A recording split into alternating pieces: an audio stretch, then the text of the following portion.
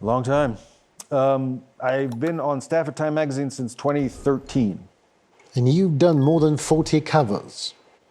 I don't know, I lost count, but it's something like that. It's like 20 to 25, 40, a lot.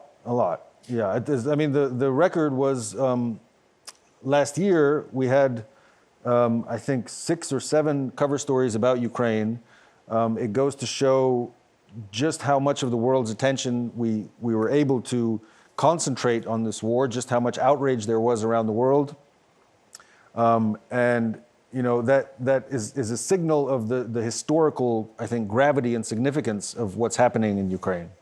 That we, you know, our coverage was so intense, you know, in many parts of that year, to the exclusion of Right. many other, you know, important issues that were happening around the world.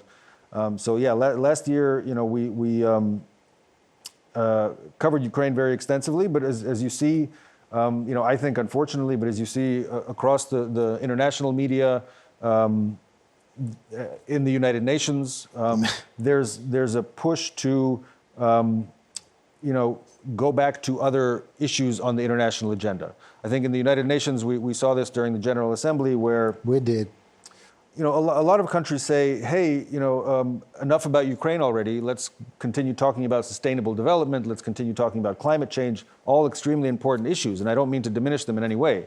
But it was interesting to see that dynamic of, you know, certain large countries, even you know, regional groups of countries, saying basically, you know, enough about Ukraine already. And President Zelensky, President Biden, and many of their allies trying to remind the world, no, we can't take the focus off of Ukraine. But again, President Zelensky saw from the beginning of this invasion that this is going to be a challenge, that the world's attention span is limited, and it's going to be a challenge to keep the focus on Ukraine. What about the book? I know you've written a book about Zelensky, First Lady, Zaluzhny. What is it about? When it comes out? It's supposed to be published in January. And I mean, I'd say it's kind of a wartime biography of President Zelensky. You could think of it as, in some ways, the invasion through President Zelensky's eyes.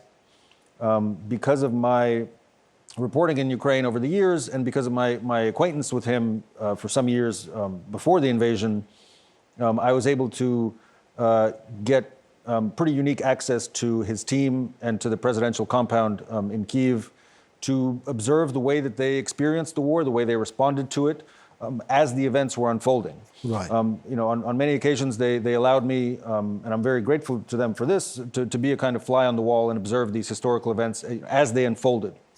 And it was really a privilege and deeply fascinating and gratifying to be able to talk to them as the events were unfolding, as I said, but also before a kind of established narrative of the events of what had happened formed. So the perspectives that are in the book, the interviews that are in the book are very fresh. Fresh in the sense of, you know, I was speaking to the participants in these historic events as they happened and getting their perspectives kind of almost in real time. And the book is, it covers the years leading up to the invasion. It covers quite a bit about the history of the war going back to 2014.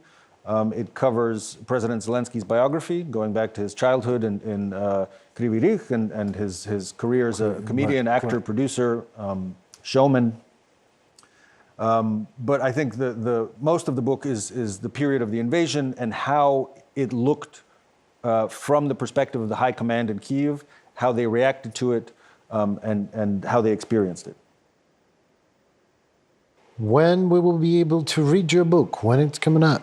It's coming out, supposed to be coming out in January. Supposed.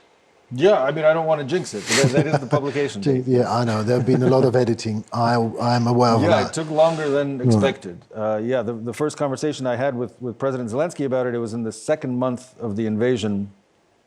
And he asked me, you know, when's the book? Okay, you know, this sounds like a good plan. You should go ahead and write the book. But when's it going to come out?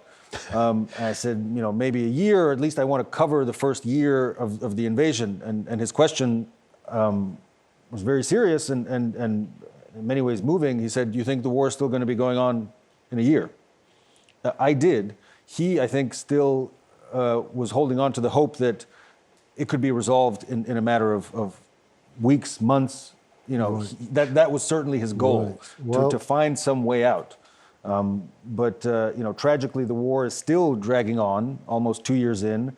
The book's going to be published about a month before the 2-year anniversary of the invasion. And we, you know, we all hope and pray that by then there will be a victory for Ukraine. What that victory looks like, you know, as we said earlier, is kind of open to debate. amen to that. But in your book, 2 Zelenskys will be depicted. Zelensky before the war and that arch to Zelensky after the war. There are 2 different personalities, aren't they? He changed very dramatically, and we talked about this with him. You know, he admits that. I'd say the book depicts a kind of spectrum or an evolution of Zelensky. The man I met in March 2019 when he was running for president is almost unrecognizable when compared to the president Ukraine has today. I believe so. The change has been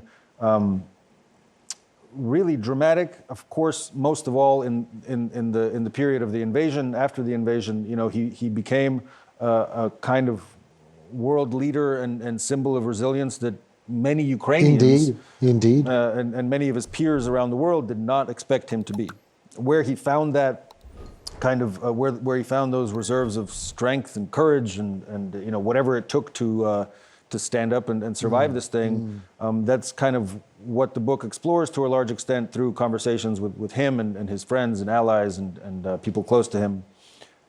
So hopefully it provides an answer to, you know, why that evolution, why this person seemed to be a fairly good fit for the job that was, you know, thrown into his lap. A fairly good fit. That's a nice term to use.